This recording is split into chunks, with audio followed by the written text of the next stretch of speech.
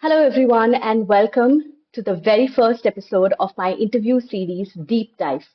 I'm Nirupama Venkatesan, your host, and today we have a very special guest with us. Cool. So the whole idea here is that we're sticking to the pattern, but we're maintaining consistency in that vowel, in the tone, and the resonance, and airflow, and the blah blah blah blah blah. Yeah.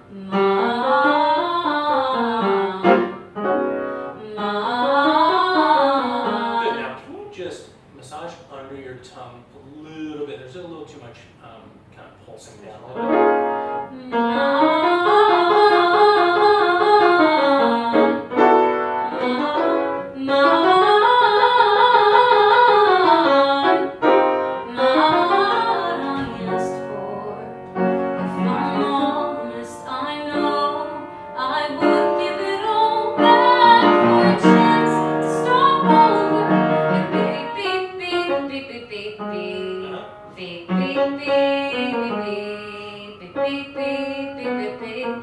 there.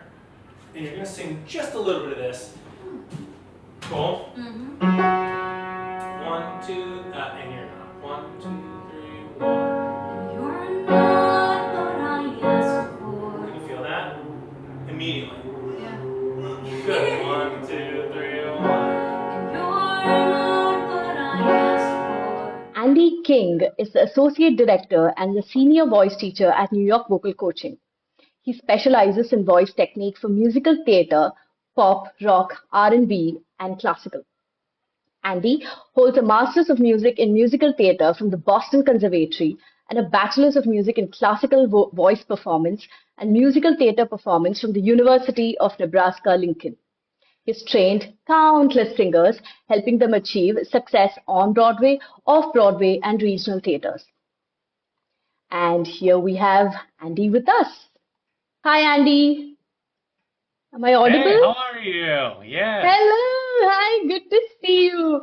I Good to just see you. gave I just gave a very elaborate introduction of you, which you will possibly be seeing when it's getting premiered.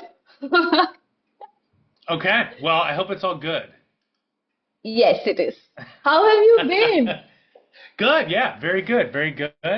Just I had a lesson just right before this, Okay. and I'll have a lesson after this. So yeah, things are good. Very good. And you had a lesson, you had to teach someone from Bombay. Is that correct? Yes. How was Exactly. that? Yeah, it was great, and I teach two sisters actually in India, and Okay. one of them she's in high school, and I had her lesson actually yesterday, and then her sister I saw her again. I saw her today, so yeah, she's a little bit older, but yeah, great, very good. Okay. So I'm going to jump into the interview right Yeah, yeah, away, and yeah, I'm going yeah, to start off with my very first question. yeah. Uh, can you tell us a bit about what inspired you to become a voice teacher? Because you're Sure. doing such a phenomenal job, so that's the first question I thought of asking you. Jeez, thank you. Yeah, what inspired me? I've always, even when I was younger, there was part of me that wanted to be a teacher, not necessarily a voice teacher, but just for a little while. It was when I was younger, like I really wanted to be an elementary school teacher, and then I wanted to be a high school teacher. And then eventually that moved kind of out of my brain, and I was like, I'm going to be a performer. Um, all the while knowing that like I always had kind of an itch to teach, and I like that collaborative effort, Hmm. and so in the fall of 2015 I started teaching voice full time, and 2015, right? 2015, yep. So Oh, coming up on 9 years, and of I did a little bit of teaching before that, but and this is individual voice, um, yeah, and so it was something that I loved doing, and I was and I'm still very passionate about it, and yeah, that's kind of what happened 9 years or so. there. I think like Yep. that's the you've been teaching for nearly 10 years, right? Almost. Yep. Exactly. Almost 10 years. So, um, yeah, and I haven't looked back, and I love every bit of it, and I'm very fortunate that I get to do it, as my full-time job. So, from a a teaching point of view, can you tell us at least one of some of the highlights of teaching, like some of the highlights of a career? If you have Yeah, any milestones, if you have any particular milestones. I think, you know,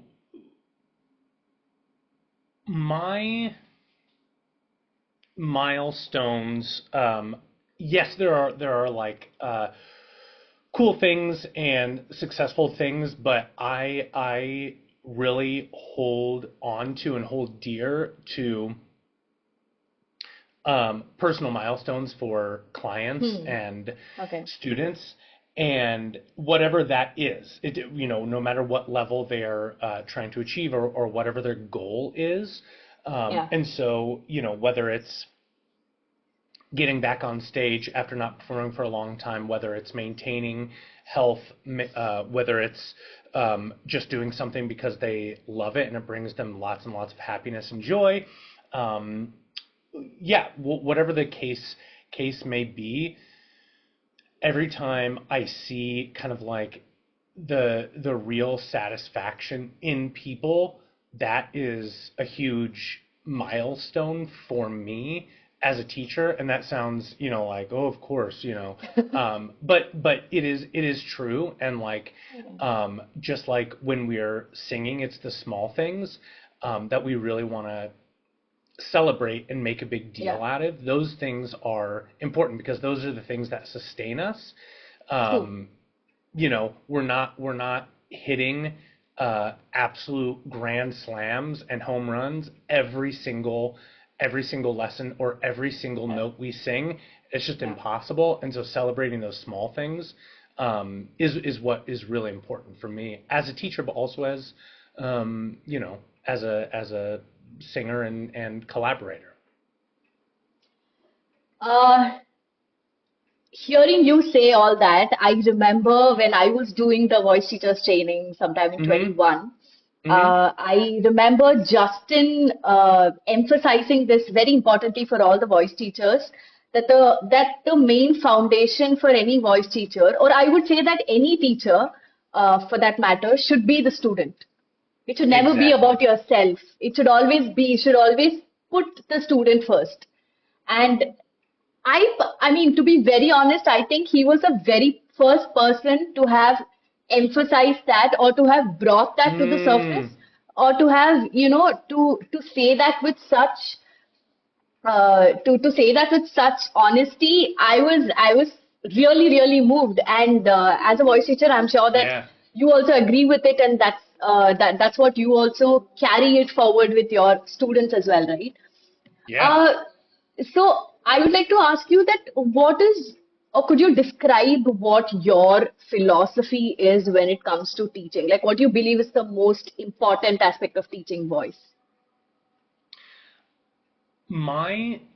So for me, it is absolutely a student-centered Yeah. approach and a collaboration. Um, you know, Especially in the Western, world. I'm from, New York City, but um, we are really trying to emphasize like this being a collaboration, and like we are figuring these things out together as a team versus like I am all knowing, I am all powerful, Yes. um, and you are, the person who knows nothing. That's not uh, it doesn't give people, singers, autonomy and individuality. And so it's helpful for us as singers to realize that like, oh, this person who is helping me is like really listening to what I'm saying and what I'm Yeah. doing, and we're figuring it out together. um, so that's number one. Number two, um, I'm a huge, huge, huge proponent of one, telling anyone and proving them wrong that anyone can sing. And Yeah. I have a like 100% success rate, and people love singing and people love music, but somewhere along the line, for many of us, it's gotten into our head, whether it's an offhand comment by someone or schooling or whatever the case may be, that you know we can't do it, we can't sing, or I'm not good at it, or whatever, and it's just not true. Scientifically, factually, anatomically, it's just not true. And so I love being able to um, go along the journey with people wherever they Hmm. are and really help them achieve um, what they want to achieve, whatever those goals are.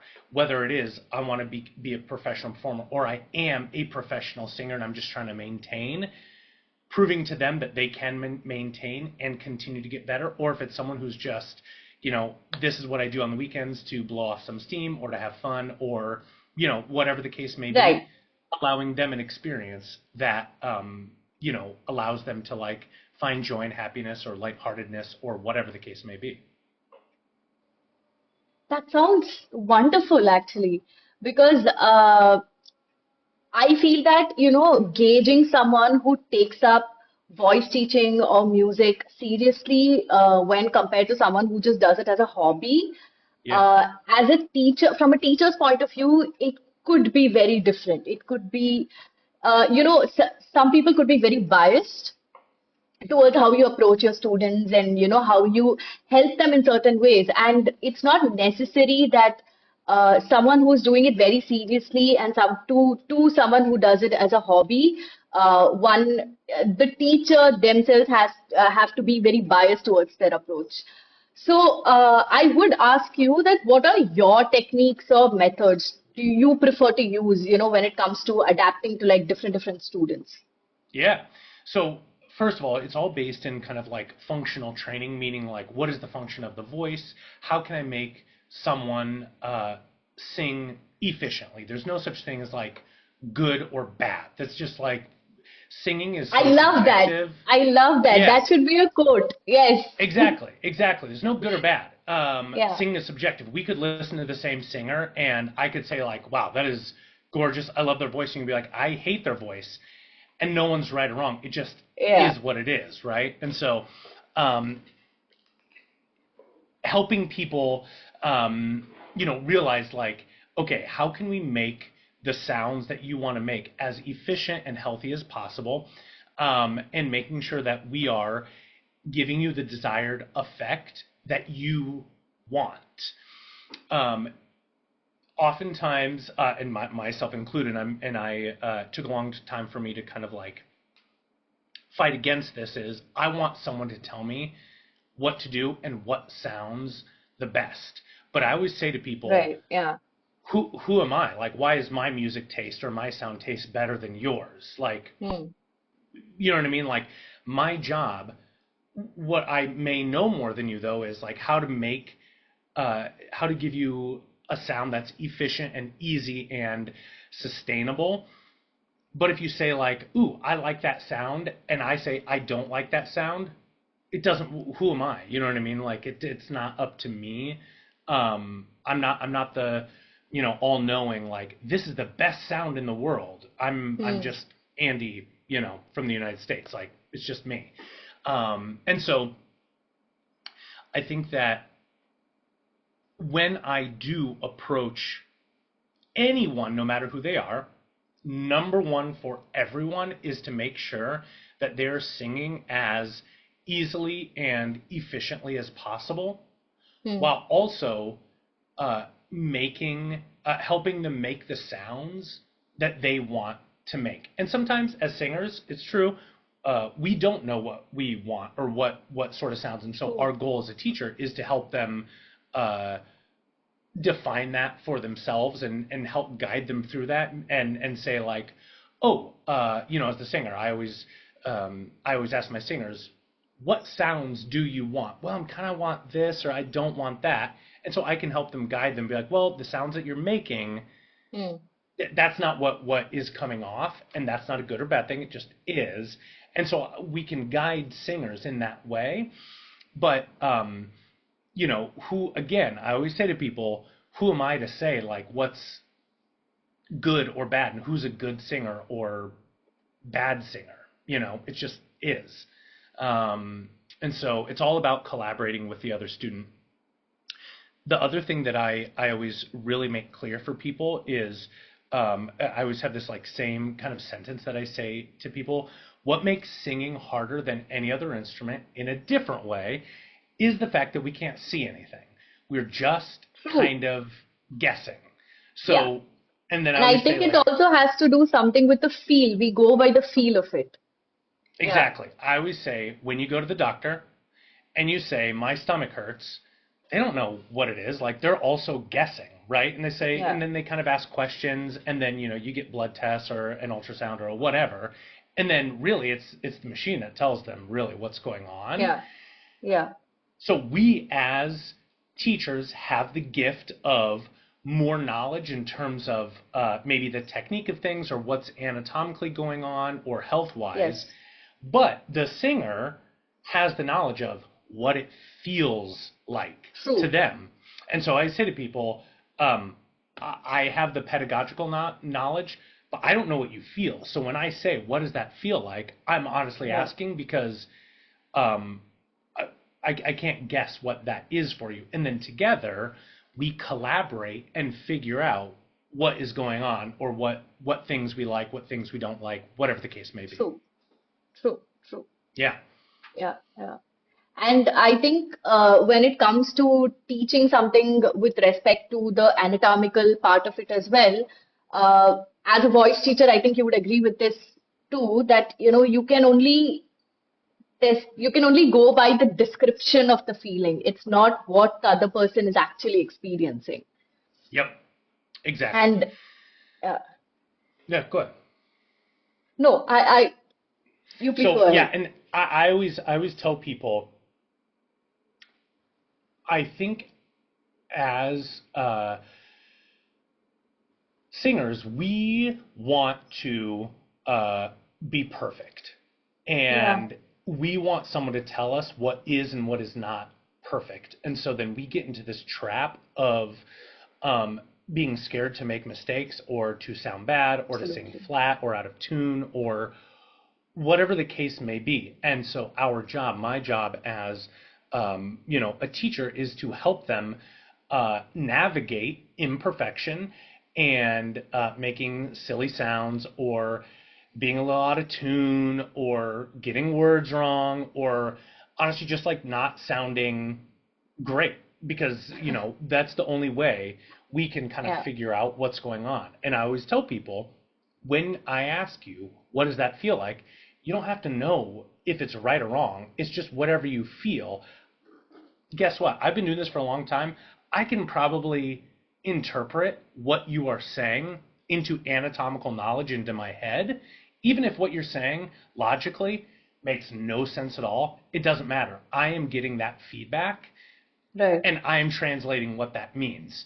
So it's really important for my singers, and I think just all singers, to really allow themselves to just be curious about what's going on. They don't have to be like, oh, I had this feeling, and anatomically, this is exactly what's going on. Who cares? It doesn't matter. That's not the point of singing, right?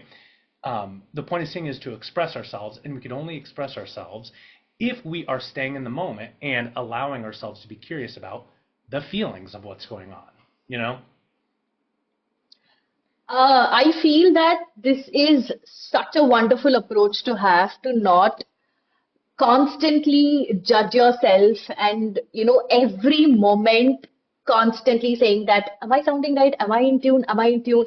And speaking of which, I think, I'm not sure if you have heard this because you're also teaching Indian students. I'm Mm-hmm. not sure if it is based geographically or if it is based very genre wise, Yeah, but yeah, I yeah. have heard so many people around me talk about this obsession with being in tune.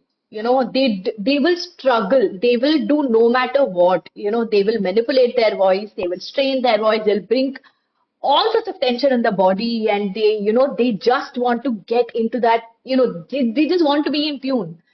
So do you see that kind of obsession with Oh yeah. students which I mean, is it very genre specific, or is it very geography specific, where the ones that you teach in India are probably with this thought process and probably not elsewhere? And what do you think about that? Yeah, I mean, this is common for yeah, singers everywhere, and I think that I throw people off when they say, "Yeah, I was out of tune," and I say, "Who cares right now? Just let it go." And they're like, "What? You want me to sing out of tune?" It's like that's not what I'm saying. But we get Does that so. bother when you say that to your students? Does it bother them? Oh, of course, yeah, of course. Ah. And I always remind them like, I'm not saying that because I don't care.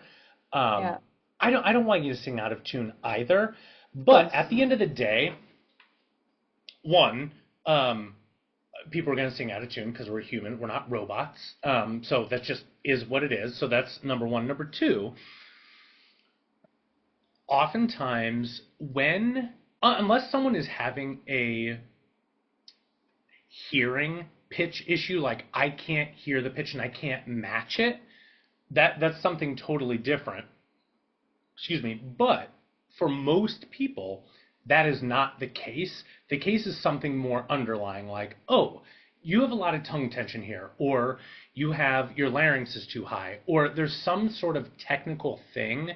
going on that is causing the pitch to be out of tune, flat, sharp, whatever the case may be.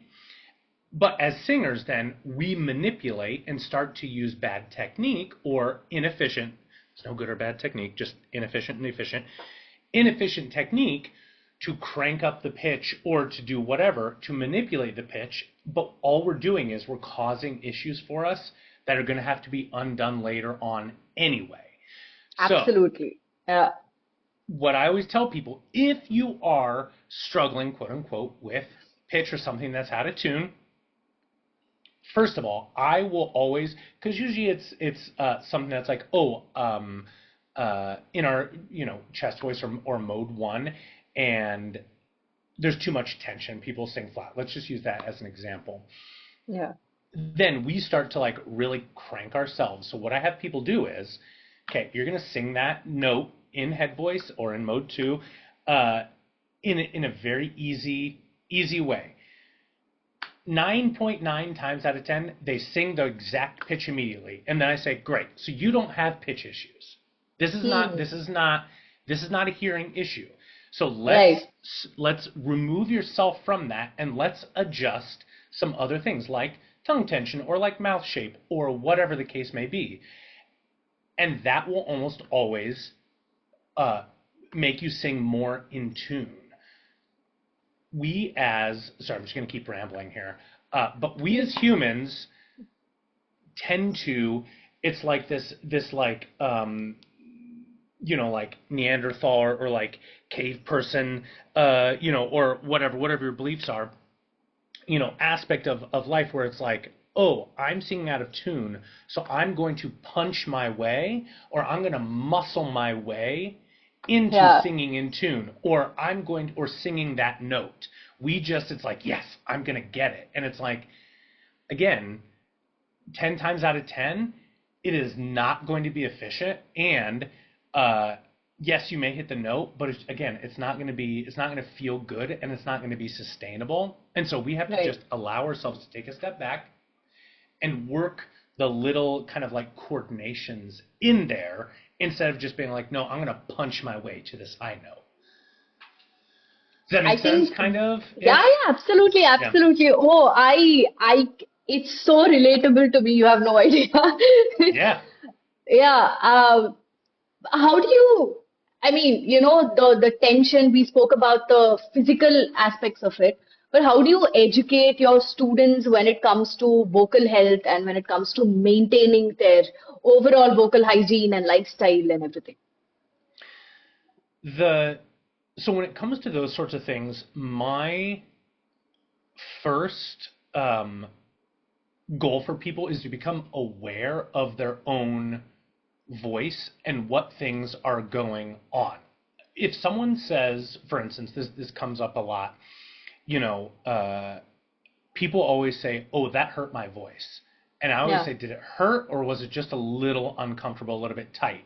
And they'll Hmm. say, "Oh, you're right. It's just a little bit tight." That's a big difference, right? Yeah. So, but we just assume, um, it's like, oh, it feels uncomfortable when I sing. It must be my larynx. Is it your larynx, or is it more like your soft palate? Great, that's something totally different. And so, when we become more aware of our own voice day to day, oh, when I ate this thing, um, I was like really gunky or really mucusy. Or, Yeah. when I sang at 11 a.m., that felt really, really good. And when I sang at 8 p.m., my voice kind of felt like Hmm. garbage. And then the next Yeah. person could say 11 a.m. didn't feel good, but 8 p.m. felt really good. Again, it's not that there's right or wrong or good or bad, but it's about becoming aware of yourself, because Yeah. what feels good for me may not feel good for you. Or, Yeah. there's no one size fits all. Yes, there are, Yeah. like general health things that we can all kind of like follow. Um, but until we are aware of what's going on in our own voice, um, it's hard to prescribe something for you to do. Does that make sense? Right. Yeah, yeah, yeah, yeah. And I think when I go through social media, or when I listen to when students or other people come and ask me that this is one obsession about whether to not have coffee. Yeah. I think there's this huge obsession that goes on, and people are making posts about it, whether whether or not someone should have coffee. I mean, I personally I can't survive without coffee. I need to have it every day. Yeah. So Yeah. Exactly. When it comes to, yeah, the food thing is very interesting to me. Um, yeah, and food and drink, yeah. So I would say people like, you can even create like a little journal for yourself. right. Not to be obsessive about it, but just to pay attention, like, oh, I drank coffee today, and then I sang after, and I felt these sorts of things, and then I'm going to keep Yeah, doing that for 2 weeks, and then you may be like, gosh, you know what? Um, I really didn't do, I didn't feel anything from that. Great. And then maybe it's like, oh, you know what? Actually, 1 cup of coffee, and then if I drink a bunch of water with it, makes me feel better. Great. There's no mm, right or wrong, but we won't know until um, we see what we're eating, yeah. or all that sort of thing. I would say like, don't let like stopping things, like, I'm not going to stop drinking coffee, uh, because that's going to suck the joy out of like my day. So like, I'm going to drink coffee, and if I need to work around it, then I will. Yeah, yeah. Because it's not like drinking a cup of coffee or a couple of cups of coffee is making or breaking your voice. It's True, just not. true, It's true, just, true. there's nothing in it like that. Um, so I my think there's advice a for, lot of myth that goes around that kind of just instigates this fear, and everybody is just obsessed with it. They already have a lot of issues, and on top of that, it's just that fear sort of catering to it and aggravating it more. It's yeah, got nothing. I and feel that at the end of the day, if you really know what you're eating and if it really suits with your body, I don't think that can be any major issue. no, and I think that people want like, not necessarily magical fixes, but like, people tend to focus on easy things, like, oh, I could stop Yeah, drinking coffee, which is fine. That's totally yeah, fine. But that's not gonna help your bad technique. yeah. You know what I mean? Like, Of course, yeah, like, it's just not. yeah, Or like, oh, should I drink lemon and water? Should I drink warm water, lukewarm water? It yeah, doesn't matter. Like, it's just, these are yeah, things that like, uh, unless it's something that's super duper extreme, like I'm drinking 12 cups of coffee. well, that might be a problem for you. Or like, Yeah. I only drink boiling water. Okay, but that may be a problem, but like, should I have ice in my water? Who cares? Our body regulates so quickly to certain things. And the other thing, sorry, you keep asking these questions, and I'm going to keep going. Yeah. Um, the thing that I always try to remind people of too that we kind of forget, nothing is touching our vocal folds. So like Mm. when we swallow something, it is not it's not touching your vocal folds, it's not touching your larynx. If it did, we'd be choking. So when people choke, that is when something is Right. affecting. So if you drink like water, it's not touching your vocal folds, and also our body is changing the temperature to our body temperature within Hmm. like half a second. You know what I mean? Are you Um, serious? yeah, yeah. It's Oh, just unless wow. when you feel like something go down your like if, and it's only if it's super duper cold or Yeah. super duper hot. But it's not like, oh, I drank like super, really hot soup or something. I'm not feeling that for 2 hours. I feel it for 2 seconds. And that's only in extremes. But for the most part, we don't feel heat or cold on our inside because otherwise our body would be all screwed up, right? But our body regulates our temperature instantly. That's how we are, surviving. Um, yeah. So anyway, yeah, nothing is touching your vocal folds unless we're smoking something. So if we're Yeah. inhaling something, Mm. um, or like doing like a mister or something like that. I think this is a very, very important and a very interesting point that people should take note of because because there's so much myth around. There is just so many stories around with so many articles also because we tend to read a lot. We are the age of internet and we just tend to we tend to just read anything and everything. So I think Yeah, this is yeah, very yeah, yeah. important. Yeah. Exactly. So I'm going to transition and ask you, how do you exactly measure your students' progress? Like, what are the basic milestones you set for your students? Yeah, yeah. So I find it as you can imagine from what I've said already, I find it incredibly valuable to take into consideration Mm-hmm. um, my students' wants and needs. My milestones for my own voice are different from maybe the milestones of your voice, or for what you want, or from what someone else wants, or what student Z wants, or whatever. So if I say, like, you should be doing this, why? Like, what if they don't want to do that? Um, I always, This is so, so beautiful, and thank you so much for bringing this up. I'm sorry, but when I'm listening to you say this out loud, it actually is very relatable to me because when a voice teacher is teaching something to a student who is struggling with their own voices and the only person that they see right in front of them is you, right? So they kind of don't know what they want, but at the same time they have a vague idea. And the more you kind of like feed in information to them, the more you make them do things. Whereas when you're demonstrating, I think what they want sort of becomes like a reflection of what you are. exactly. That's Yeah. exactly So right. yes, yes.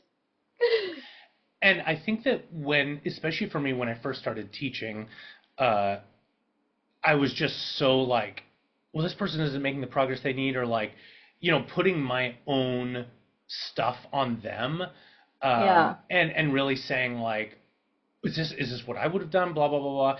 And as I've continued to teach, it's like, okay, who cares what I want? It doesn't. It's not my voice. It's their Yeah. voice and their hobby or their career or whatever. And I always use this person as an example just to people. Um, I have a student who is just a software engineer, and they um, come to me on Saturdays, and they'll practice a little bit, and the old me would have been like, what's this all about? But guess what? They are so happy coming in for their hour and doing their thing. We have a great time. We make music. We make a little bit of progress.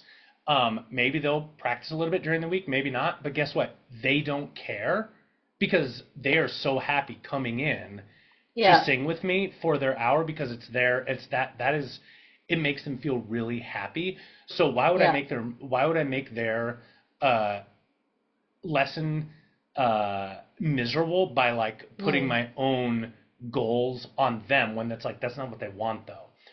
Whereas if someone comes to me and says, I want this sort of thing, and this is very specific, then we're going to get really, really specific about what True. that person Mm. needs to do and where they need to Yeah. be. Mm. I think the other thing to also help people find is, and you can, as a singer, we can also ask ourselves, um, what are my goals and what are things that I can control?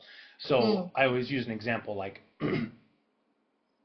I want to be, I want to be a famous singer, um, selling out stadiums across the world. Guess what? You have so little control over that. How do you, or in New York City for like people, Broadway. I want to be on Broadway. Great. Yeah. Guess what? You have so little control over that because there are so many other people who are in charge of saying yes to you, and you Mm. can't force them to do that. So Yeah. what is a realistic goal then? Does that make sense? So like what is Yeah. something Yeah. that I Absolutely. can Yeah. control? If I'm setting a goal that is in someone else's hands, I'm just going to be disappointed. True. I want to be on Broadway. Well, I was never on Broadway, so I'm a failure. And it's like, but you didn't have a choice, so why are you upset about that? Or I want to be famous. Who decides who's famous? I want to be a famous voice teacher. That has nothing to do with me, right? I could be the best voice teacher in the world and no one would ever know me. And that doesn't Yeah. mean I'm a bad teacher. It Correct. just is what it True. is. Or it could be True. I'm a famous voice teacher, but actually I'm a terrible voice teacher. And Mm. that doesn't, you know what I mean? Like there's all sorts of things. So, to be more specific with goals then, I usually help people find realistic goals that are in their control and goals that are achievable to them because the goal for me then is to make sure that they aren't saying like I want to perform my own solo show but I've never sang before and I want to do this in 3 months. And so okay, great, let's talk about the reality of that. And this is what you need to do to get there. And this is what sort of things you might expect. And then they will decide, like, oh, you know what? That is something I'm not ready for, actually. Or, Mm. yes, I'm down for the challenge. I'm going to do it. Great. Then let's make it Right. happen. It's also important for us as teachers, but also as singers, to set small goals, medium goals, and large goals. And so if Mm-hmm. someone says, "I want to perform a solo show," um, great, in for whatever reason. So let's say, they say, "I'm going to do it in, you know, 6 months, a year, whatever." So then I say, "Great, that is your long-term goal. We're going to work backwards now to get you there." So let's say it's a year. Okay, great. By month six, you're going to be singing in 3 open mic nights a week. And then before that, you're going to sing at in front of your friends or whatever the case may be. So setting small goals, medium goals, long-term goals, so there's something to attach. Right. We can do the same thing with technique. So whether it's like, and there are certain things that we can control and certain things that we can't control. So for instance, True. again, we are humans, we are not robots. I believe that, I believe in just like expanding people as much as they can, as much as they want, keep fighting for it, all the while reminding them like, well, you didn't get that note today. You're a human. Welcome to human existence. It's fine. You're not a robot. It's totally Mm. okay. Yeah. And so, whether it's kind of taking that person's like a question I ask people a lot is, how often do you sing during the week? Hmm. Great, sing every day. Don't even practice. Just sing use your voice every single day. And then they'll be Hmm. like, wow, okay, that was interesting. Or like, I found myself having trouble with that. Great. Right. Let's figure that out. What happens for people is, they get amped up, and I'm such a this is how I am with anything. Like, we ride the high of the first something, and we're like, Hmm. yes. And people say, I'm going to practice 2 hours a day for 6 days a week. Guess what? You're Yes. an adult. It's never going to happen. It's Yeah. just not that you don't need to do that. And Hmm. like, you have a full time job, you have an existence. It's just Yeah. never going to happen. Like, and because then when we don't reach that, we feel disappointed. We feel like a failure. True. When it's like, well, but that wasn't realistic. So why put that on yourself? So kind of helping people find realistic goals for what they want is really, really important, and letting them know that it's okay if they don't achieve it, because they're a human. Um, and I think always being adaptable to knowing what that person needs. Sometimes we need to have soft hands with some. Sometimes we need um, to just be very like encouraging and kind. And sometimes people really want to have a little more force and like, okay, this is what I need from next week, and this is what I want. And then also taking the teacher into consideration. Me as the teacher, Yeah. I'm not a mean person. I am Yeah. not someone. I'll have sometimes students like, Andy, be like strong and rough and mean with me and like do it. And I was someone's like, Are you that's not my serious? They say that to you? yeah. And it's like that's not my personality. Like I'm not. It's not who I am. And like Hmm. for me, it's not helpful. And so, um, but that means that I have to adapt. Uh, to what that person is kind of wanting, while also letting them know that like, but it's still going to be coming from me. If you're wanting someone who's like mean, or like if you need someone like that, it's not me. Like, that's just not my personality.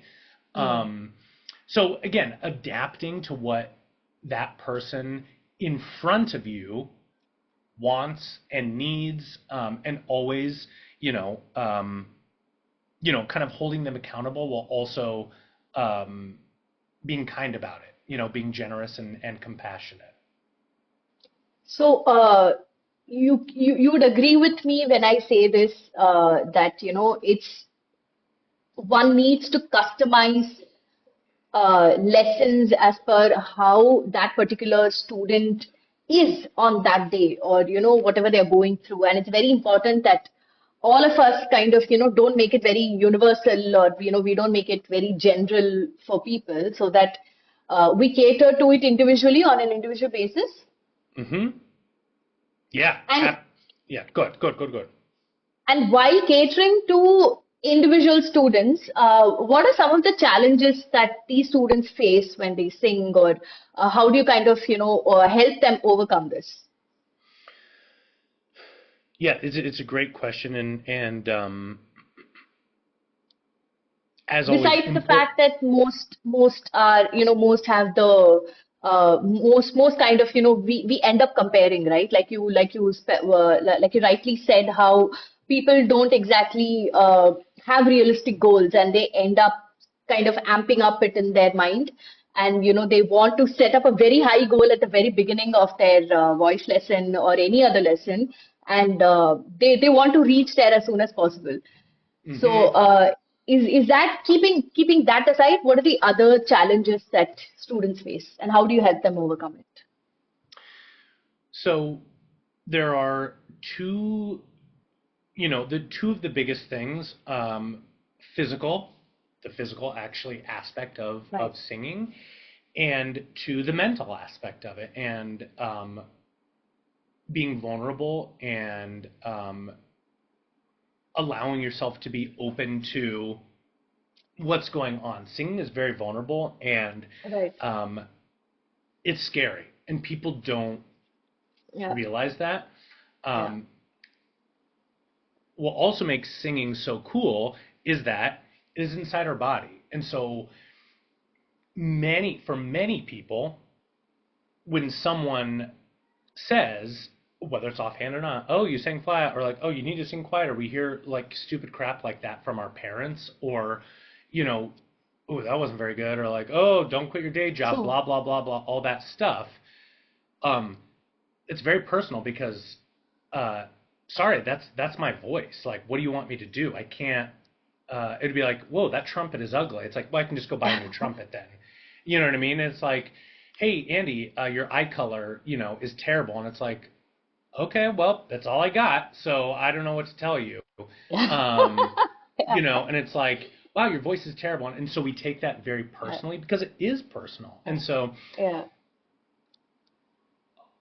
being compassionate to that person and where they Yeah. are emotionally about their voice is incredibly important, and that's the first challenge that many people have, and they don't realize it. It's like, oh, I can't sing this note, and really, it's like, yeah, it could be a physical thing, but could also be an emotional thing. Like I'm fearful um, Mm. to be loud because when I Yeah. was younger, my dad used to tell me to shut up, or Mm. Mm. my This is teacher always said very, like very important. Yeah. you're singing way too loud or whatever, and it's like, great, so we have some things to, this isn't Mm. just a physical thing. I can't just say like, figure it out, we're going to do this exercise, we're going to keep pounding, when it's like, that's not helpful, because like emotionally someone is feeling something there.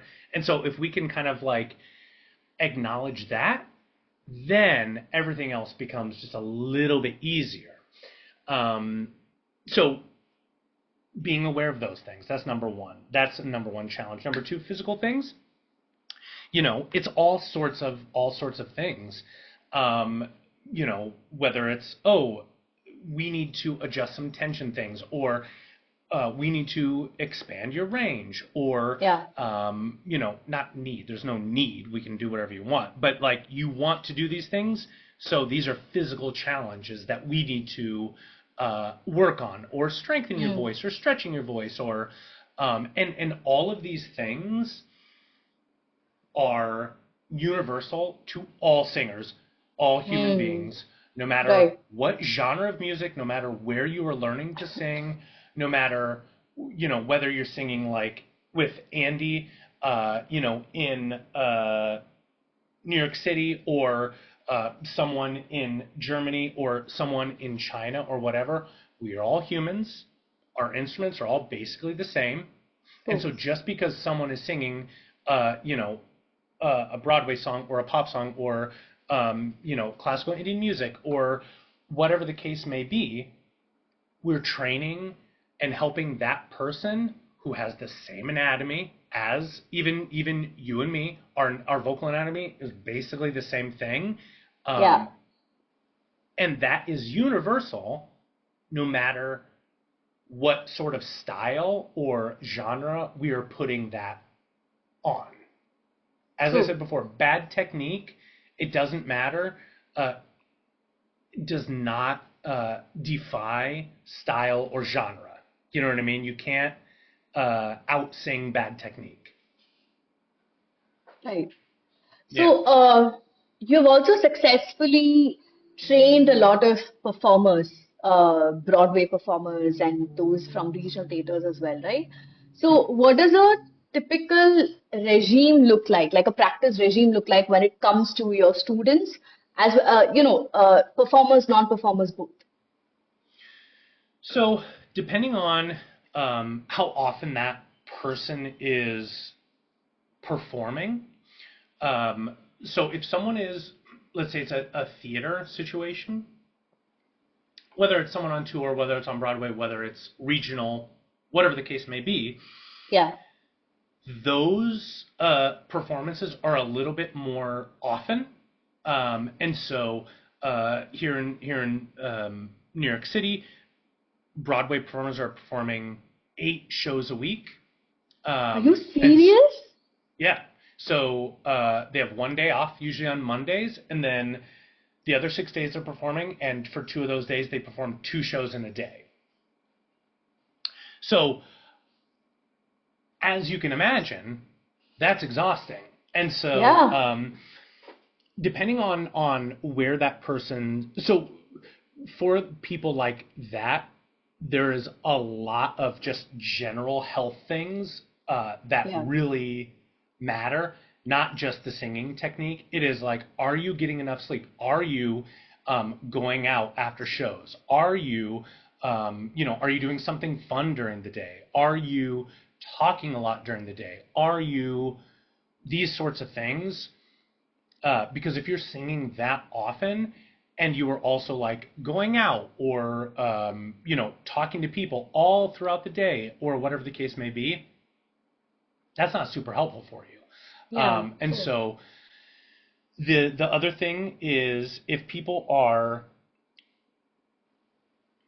I always use this as an example. If someone is performing consistently and we are working on uh, some sort of vocal challenge, Yeah. and we know that they need to continue to sing at a high level Yeah. constantly, they can't just say, "All right, see you later. I'm gone for a year, and then I'm going to come back out." It's like, no, how can I True. do these things at the same time? I'm still living True. life. Mm. So in those cases, what we're trying to do is we're trying to adjust small things at a Mm. time. We're not trying to say like, okay, we're going to rework this whole system. It's like, no, we're going to Mm. work one little thing at a time and try to implement it. And so when someone says like, I have all, let's say I have these 10 issues, while I'm saying, great, Mm. let's address one of them this week. I want you, if you're able to, think about making sure your tongue is staying forward for one of your Mm. songs. And that's it. Right. Mm. Because we aren't trying to, again, So adjust the whole you're system. saying That's too that much it could work. be as small as that. It could start off with as small as that. Okay. Okay. Exactly. Now, if that person, again, that person may be like, I can do that and I can focus on more than one thing at a time. Yeah. That's totally fine. Depends on like Yeah. that person's role and what they're doing. But sometimes it needs to be that small. Um, Okay. you know, if it's someone who let's say I have someone who is a lead singer of a punk band, and they were kind of big in Paris in the 70s and early 80s, and then Mm-hmm. this group, they all kind of like grew up and they have like regular people jobs, and about gosh 5 years ago she came to me and said we're doing like a reunion, and I need you to get me in shape, and she hadn't done singing in um, 30 years. Wow. And so like going from like an 18, 19, 20, 21 year old singer where our voices are basically invincible, just like our bodies, Yeah.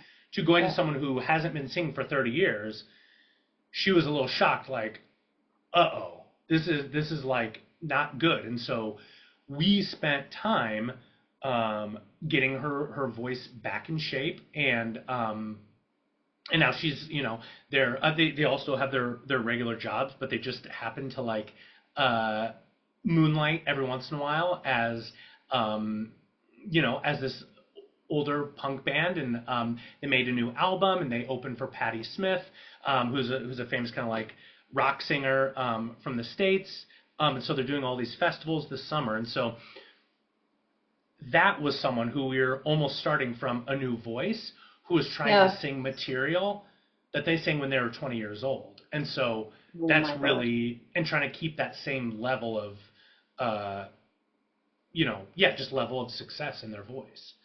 It Um, must have been a very interesting learning experience for you as well, right? Like to make someone sing after so long, especially after such a long break. yeah, it was very cool, and I still see her um, every single week. And last week she just performed in Montreal, um, Paris.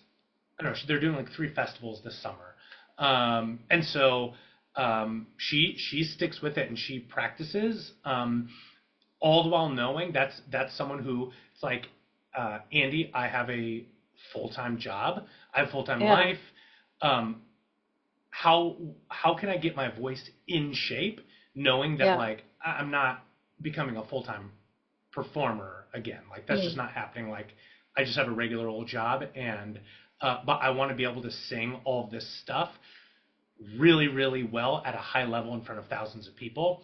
Um, and so it was very cool, to be able to do that and kind of watch that growth and watch all of that success, happen for her. So That must have been quite a task for you as well to prepare someone to be able to sing in front of thousands of people. That must have been quite a task for you. I mean, it must have been quite challenging for you as well, right? To come up with different methods and to customize it for her and to bring her to that level, to for her to sing with ease. yeah, exactly. Yeah, and like I think with her, like she is so cool and like awesome, and just like one of my favorite just people in the world, and is just like Right. up for anything, and is willing to do anything, and is up for a challenge, and like uh finds joy and like humor in all of these sorts of things. Another thing that was really helpful, and as a teacher, this is also, advice for people or singers in your teacher, is um, it's important to watch your students perform, and whether it's, I haven't been able to watch her perform live, but like I've watched many videos, and that is really really helpful for me, because that setting, when she's on stage jumping and running and like, being amazing and like doing crowd work, is different from when she is standing and like Hmm. we're locked in here. That's not how she's performing. Or if, say, a Broadway person is, okay, I'm not standing still while I'm performing. I am dancing and I got to sing. Great, let's make that happen. And so it's important for me as a teacher to see my clients and students perform, because that's very, it's good information for me. Yeah. Um, yeah, because oftentimes they'll say like, why, like I'm so locked in and like great in my lesson, and then when I perform, all of a sudden like I can't, I'm not doing it, and then I go see them. It's like, oh, great, yes, I have all the solutions now, because how we are singing in our lesson and how we are setting this situation up is nothing like how you are performing. So let's kind of figure this out. Right. So, I'm very curious to ask you this question because Yeah. when you specifically told me about the way she was performing, right? Like she was running and she was jumping and she was doing all of that on stage, and it comes really naturally to singers while they are performing.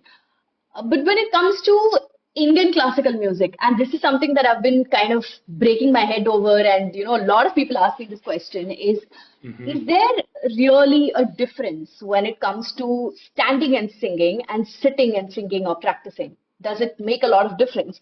Because when I make people do voice lessons, I would prefer that they stand and do it because there is certainly a sense of ease when you're standing and when you're moving around, being more relaxed, being more at ease. But a large part of Indian classical music is, I mean, I'm sure you must have seen it as well, right? Like people sit Hmm. and they perform. Yeah. They don't stand. So is there something that, for those who are watching this interview as well, they can also benefit out of it if you can throw some light on it. Yeah. So I what I always tell people is, if the person in front of me is uh, needing to, I would say, perform in like a compromised position, whatever that is, whether it's like, oh, dancing, or like, I'm sitting, or I'm sitting at the piano, or Indian classical music, I'm sitting in a semicircle with people, or Yeah. whatever the case may be, or I'm an actor, and I'm laying on the ground like this, and I have to sing. I have to. That's what it is. What I help people do is I always get them to work on the thing in the most efficient way possible first. I want them to be able to sing whatever they're singing in the most ideal Hmm. way possible. So if that's standing or whatever the case may be, great. Because my thought is like, if we can't get it there, it's not going to get easier when they're in a more compromised True. position, right? True. So then, once we find success in that way, we put them in a more, again, compromised, whether it's sitting or dancing or whatever the case may be. And then we kind of see, and it's usually very obvious to both me and the person, like, oh, now that I know what I want and what feels Hmm. great and how I sing best when I'm in this other position, all of these things are now coming into play and I'm struggling with Hmm. XYZ. So Hmm. then you have kind of built in your solutions. Now you know what you need to work on. Right. Right. Now, with that said, if when it comes to like specifically um, standing and sitting, I personally kind of don't mind if someone sits. What happens though when people sit is we get comfy, and so like even now as I'm talking with you, like I'm sitting up, but my body wants to do this. Oh Yes. yes, this feels good.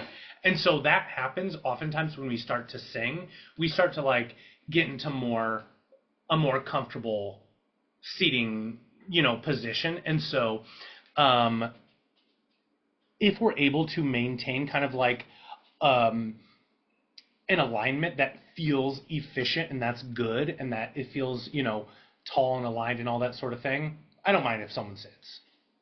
Hmm. Okay.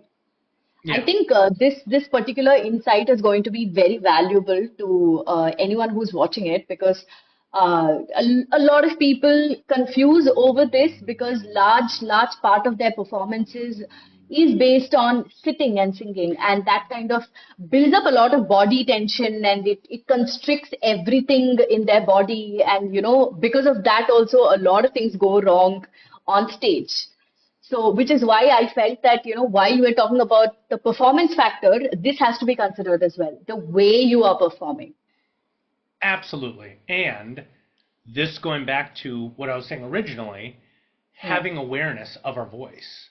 Yeah, Oftentimes, if we're not aware, we're just stacking tension upon tension upon tension. Or we feel tension. Oh, I couldn't quite hit that note. So, what am I going to do in the moment in my performance? I'm going to tense more so I sing more in tune.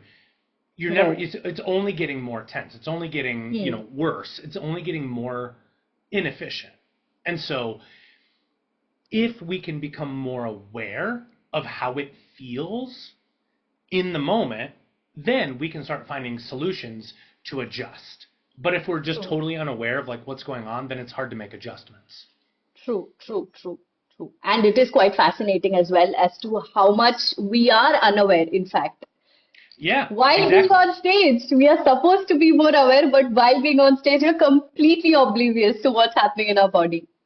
And that's I always tell people like it's hard because we do want to be we do want to like vibe with people on stage. Or if we're in Yeah, a role, we want to be able to like be focused or like zoned in or being emotionally present. Or if we're yeah, jamming with people, like we're hanging out, we don't want technique to suck the fun out of singing. I don't yeah. want to watch someone worry about their technique on stage. I don't want to have to worry about my technique on stage. Yes, yes. But sometimes, if we're trying to make adjustments, we kind of have. That's why I say, this is why I say to people, can you give yourself like one moment where you are aware of like, okay, this one song, I'm just going to kind of think about my breathing. No one needs to know that I'm not totally in the zone emotionally, that I'm kind of thinking about my own thing here. But that's how we make adjustments. That's how we have to like try to carry both at the same time. It's hard, but that's what we have to do. True, true, yes. So, shifting our focus to a much more broader landscapes of vocal pedagogy, what do you Yep. think like are the current trends? that you see in the field, like how important it is to network with other voice teachers and participate in professional communities and yeah. In terms of things that are changing, things are always changing, and relative to like regular science, voice science is like pretty young, and so there are a lot of people who are doing a lot of work on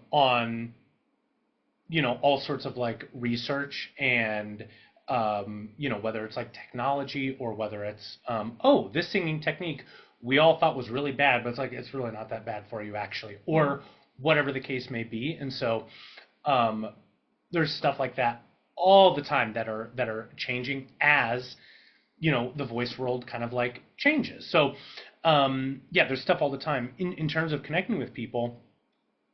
Being a teacher is very solitary, Yeah. and being a voice teacher is very solitary. It's um, very fulfilling, but it's also incredibly lonely. Yeah. And I'm lucky in that I work at a studio where I see people, I see my colleagues all the time, Yeah. and even in that situation, I don't see them that much. I see them, at the top of the hour when we're all switching students. Oh, hey, how's it going? Oh, good. Oh, make a quick joke, and then we go back to our lesson. But um, that's like the best of situations. In the worst of situations, we work, on our own in our own private studio, and we are just chugging away at it, and then we end the day, and that's it. And then you're like, wow, I'm not collaborating with anyone or doing anything. And so that's why Yeah. it's important to, whether it's being a part of any organizations or whatever. There's lots of different things out there. I don't think there's any right or wrong, but I think um, collaborating with people and talking with other voice teachers and Mm. getting involved, if that's something that you want to do, I think is important, because um, we can't bounce ideas off of people most of the time, Yeah. but it is helpful when um, you know people, if I can text, say a colleague of mine, um, and be like, I'm kind of confused. Like, what would you do? And they'll be like, oh, I would do this. And then it's like, oh, thank God, great. I'm not just going to Yeah. be spinning my wheels guessing. And then it's Yeah. like, great, there we go. And so I think it's important to stay connected with people, um, because it is lonely, and we kind of get stuck in our own way, and we kind of say like, True. well, it's always worked for me, and it's like, but is there a better way? Is there something that could be a little bit more efficient? Yeah. And so it's helpful to get a different perspective on things. I think this is, you couldn't have said it better, because when you said it's a solitary job as well as it is so immensely satisfying, I could feel it that it is Yeah. quite a solitary job and you can do it anywhere from any part of the world. And also, it is very important that we get to network with other people, because like you rightly said, that it's very easy to get stuck in our own ways, because as and when we teach, we kind of get stuck in our ways of teaching, and we start to feel that we are doing the right thing, and the other, probably another voice teacher, will not will not agree with us. So we often get stuck in this thought process that us is probably better. Yeah, yeah. And like I think young voice teachers, and maybe like old stalwarts are like that as well. But at the end of the day, um, being open to learning and being curious, um, as how we met was through voice teacher training. Yeah. I do these listening guides that are part of voice teacher training at New York Vocal Coaching. And the thing that I always tell people is the best thing you can do for yourself is to just be curious. Yeah. Just be True. curious about something, and like, um, if you're unsure, just ask. Like, it doesn't mean you're dumb. It doesn't mean no one knows everything, and no one has the exact right answer. Singing, as I said at the beginning, is subjective. So what I might give someone as a solution may be like, wow, I love the way I sound. And then when maybe you gave someone a solution that's a little bit different, they may say like, and I like that even better. It doesn't make Yeah. someone any better or worse or smarter or dumber. It's just we're trying to collaborate with each other as teachers and with our singers. True. True. Because singing is joyful and it's not a competition. It is something that brings us happiness and joy, and it's something that everyone can do. And so, why make it a competition? Why be afraid of change? Why be afraid of having something wrong or getting something wrong? If I am getting something wrong, for God's sakes, I want someone to tell me. I Yeah. want someone to be like, cool that you're doing it that way. This is better for you though. Like, Yeah. Yeah. or a teacher to be like, this is better. I'm not going to be offended by that. I am here as a teacher to serve my students. And if I'm not giving True. them the best possible, then what am I doing? You know? Yeah. Yeah. So, given that the foundation itself is so solid and so strong, what advice would you give someone who wants to take up voice teaching as a career? Because it has its own downsides and advantages as well, like we discussed. So, what would be your advice? So I think it kind of you have to ask yourself like why why I think it's important to define for yourself um, why you want to be a voice teacher, um, and what about it is interesting, and what is the point of it, and what sort of things do you want to how do you want to serve people, and um, what sort of role do you see yourself filling? From there, then you can start guiding your own knowledge. I think it's important for someone to get some sort of base of knowledge in terms of um, teaching the voice. Just because you're a great singer doesn't mean you're a great technician or a great teacher. It could mean that, but they're different skills.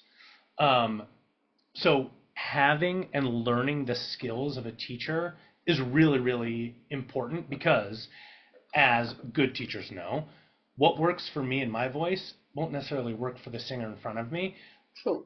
But if I'm not willing to make that adjustment, that doesn't make me a good teacher. So I need to be Yeah. able to have the skills and the knowledge and the openness to make adjustments that, oh, just because this works for me doesn't mean it's going to work for you or for the singer in front of me. True. True. And so I think finding somewhere, our connections through New York vocal coaching, so something like that, or there are tons and tons of things, whether it's online or in person, wherever you are, Yeah. um, to get a base knowledge of not just the skills of teaching, but like the pedagogy, and there's all sorts of things that go into it, and then start teaching people, and I always say, like, if you are new to it, start with like one person or two people Hmm. and like do some Yeah. practicing. Practice teaching on someone. Um, because you learn a lot by doing, and you also learn a lot by studying. And so, getting involved, especially if you're someone who doesn't have like a background or like university training in voice or pedagogy or whatever, then you need to get those skills from somewhere, because our job is really to be caretakers of someone's voice and someone's Hmm. passion, someone's hobby, and someone's joy. And if we don't have that at the forefront of our mind, and it's just Hmm. about like us because we love singing, you shouldn't be teaching. Um, I every day am there to serve my clients, you know, and it's not that I'm being like so selfless and like, oh, it's never about me, anything like that, but like I am serving people, and like I want to make sure that Yeah. they are finding joy and success in the way that they want. Yes. And if you want to teach, and if that is where you need to start from. Hmm. So I think my next question was segueing into it, where I wanted to ask you the importance of the role of voice coaching itself. Like, how essential do you think that understanding vocal pedagogy or voice coaching for vocalists at different stages in their career is important? But I think a So part of it is what you just answered, but I would like you to talk about it a little more. so meaning as a singer, how important is it for me? No, in general itself, how much? Because I feel that in different, I mean, based on the geographical setting, the awareness of vocal coaching or vocal coaching itself is quite different. I Uh, understand. yeah. So, Yeah. how So much do you feel that the role of voice coaching should be essential, should be important? so I think that um, depending on where someone is in their career and what is going on with their voice, Yeah. um, will define what they need and how often they see someone. So I think it's very important for everyone to see Right. voice teacher, even if it's just as a checkup. You know what I mean? Just Yeah. like if you think about like a doctor, like Yeah. we don't go.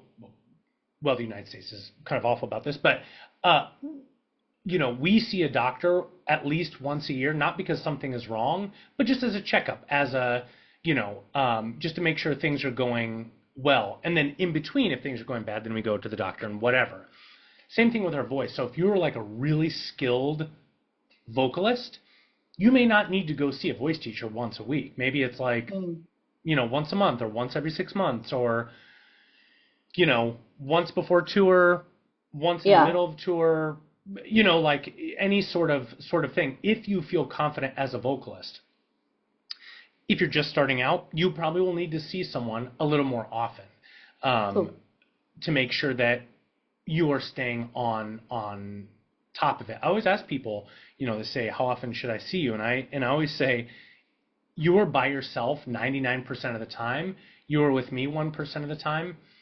So it really depends on you and what sort of motivation you have and what sort of motivation you need. So maybe sometimes you're a person who's like, I am really good. I'm really like motivated. I can motivate myself and like I can do This work is on my such own. an interesting question to ask. Or or you know what? I need to see someone more often because I need that like Yeah. that pressure of like I'm gonna see Andy and that helps motivate me. Mm. So it really depends on also those sorts of you know um yeah, things like that. At the end of the day, the best way for just in general is for people to kind of think about coaching regularly and not speed coaching.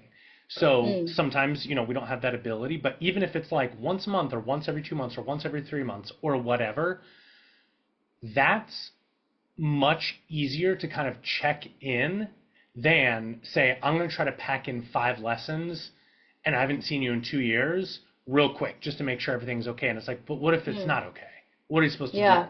Whereas, oh, I saw you 3 months ago and I'm seeing you this in 3 months again. Something is funky here. We caught it, quote unquote, in Yeah. time. There's time to adjust it versus a power session of, and again, sometimes those are totally fine depending on the person. Yeah. Yeah. But what if it's not?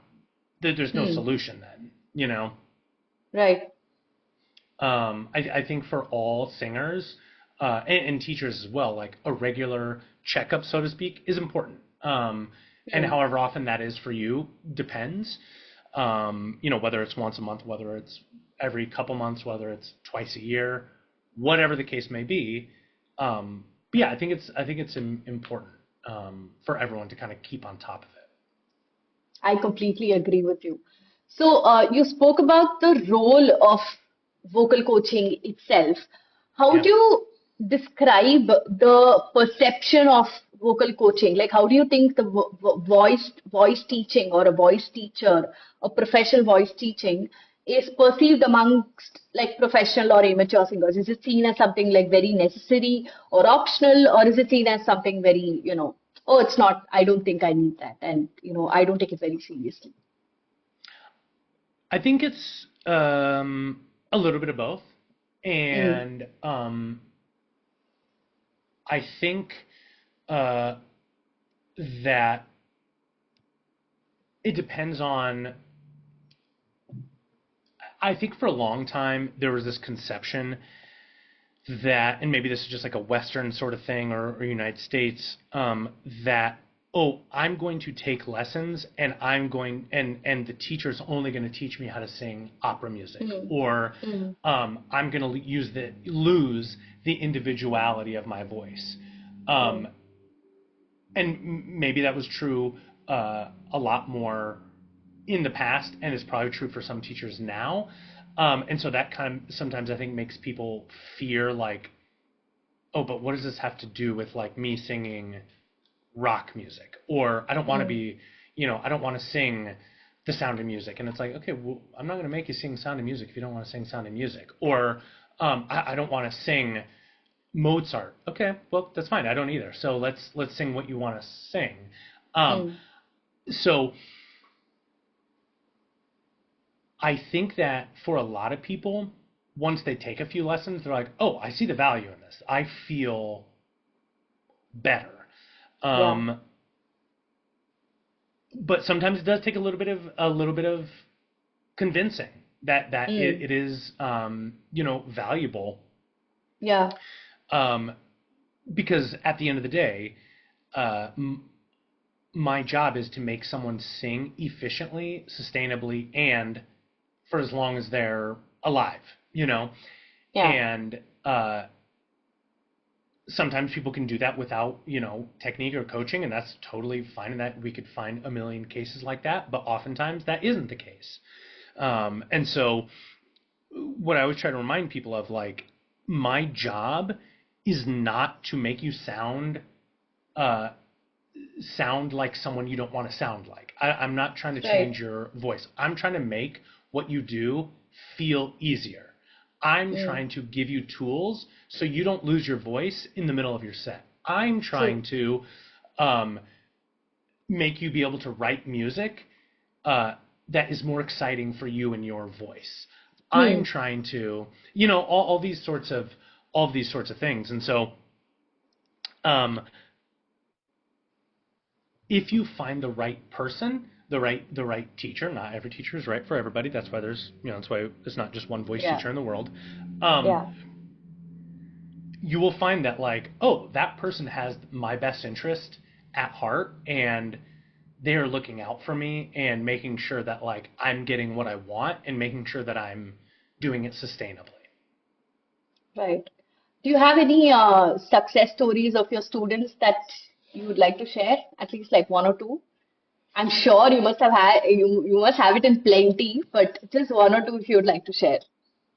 So the first one that we kind of talked about, Yeah. I always find that, and like, yeah, with this punk band, and it's just like a great example of someone who um, wanted to do it and was just like, you know what, my voice isn't what it used to be, but like, let's do it. And like, I know I'm gonna Yeah. like do weird stuff, and like, um, it's gonna be super fun, and we're gonna like figure it out together as a team.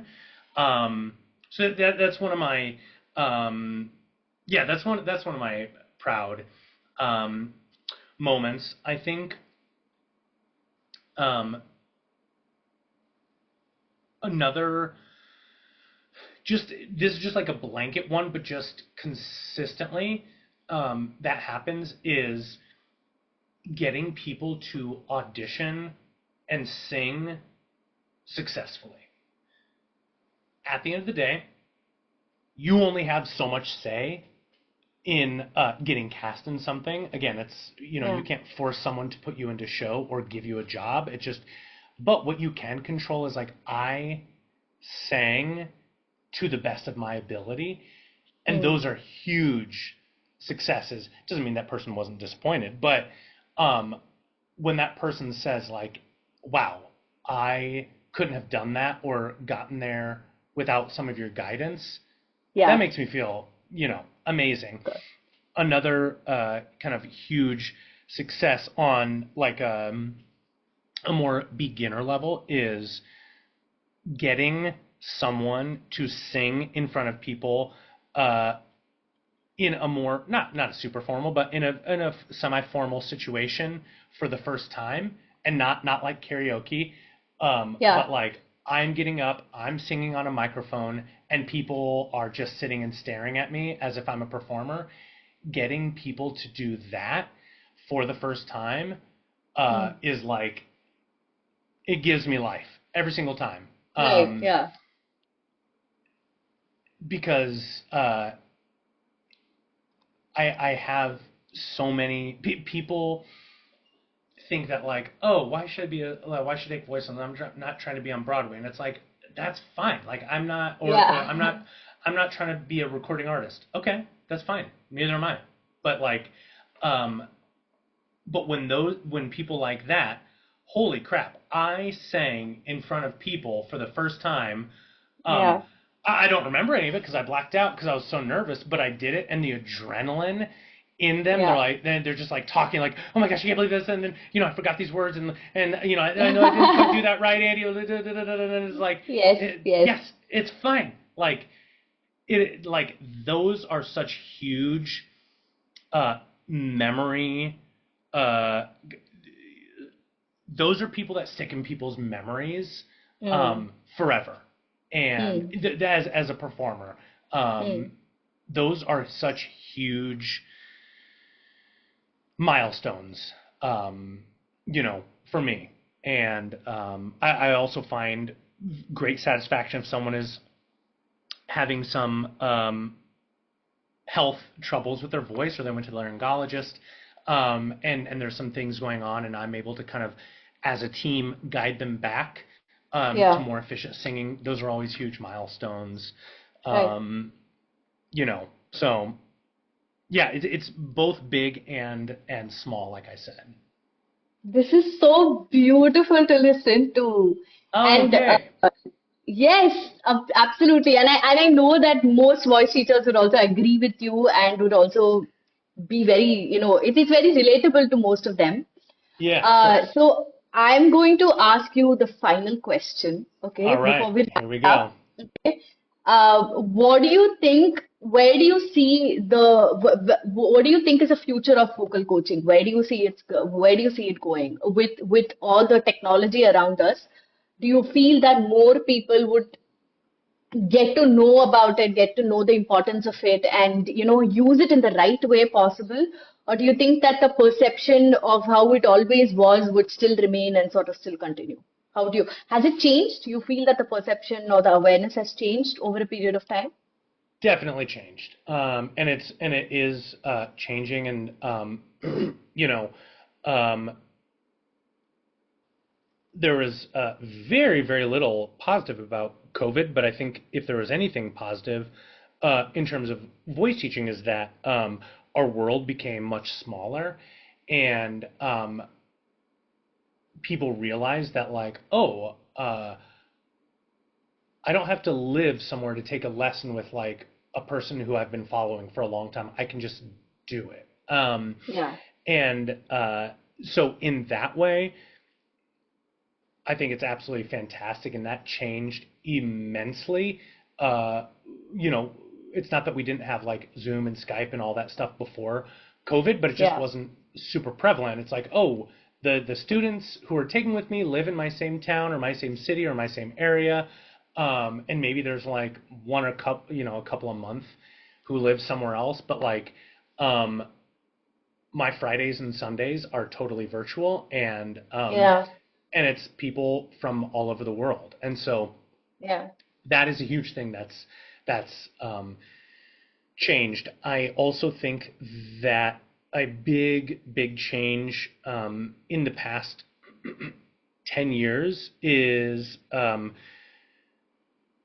as younger people, and I still consider myself young, um, Yeah. it's not just, oh, it's everyone learns classical music. Everyone learns, um, you know, opera. Everyone learns, and that's the only way. It's just not true. And I think that the more we traverse technology and science and voice science, uh, we realize that like, oh yeah, it's not that's not true at all, and it's like that's old, Yeah. kind of like really it's like old white guy stuff. That's like this is the Yeah. only way the world needs to function. It's just not true. And so that is a cool, very cool thing. I think also like as tech, it's already gotten so much better, but I think also technology as it continues to get faster, like more and more like real time music making. Yeah.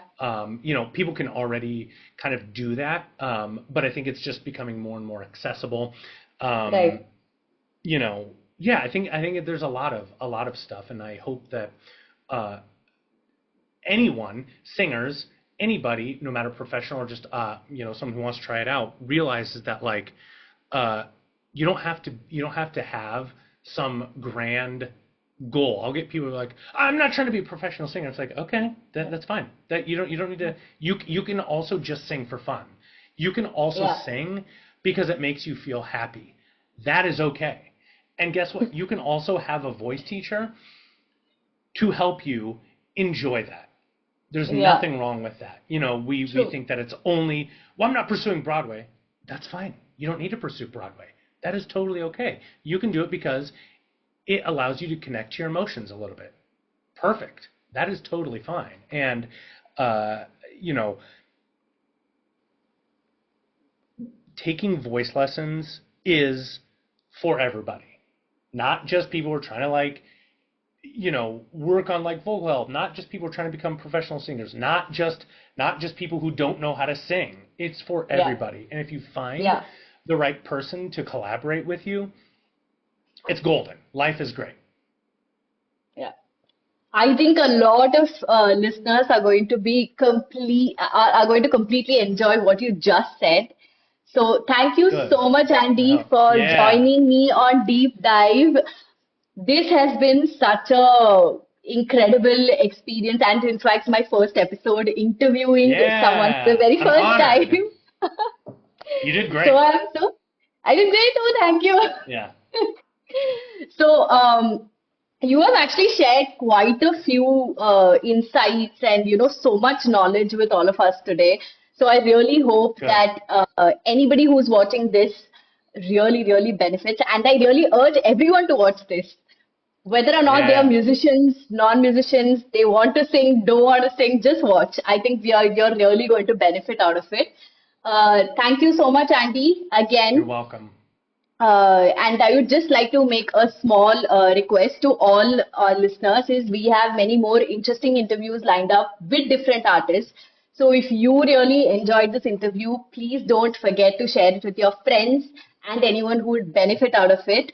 You can also follow my Instagram page all about voice, and you can also follow New York Vocal Coaching page on Instagram. And Andy King is also there on Instagram. As Yep. what is your user? What is your handle? It's at Andy James King. Andy James King. Yes, you can also follow him. And if you're really interested after listening to the interview, you can go check him out and he's going to give you a fantastic voice lesson, I'm very sure. So thank you. And until Yes, then, thank you. yes, thank you so much. All right. Take care. Good to see you. Yes, good to see you too. All right. Bye. Bye bye.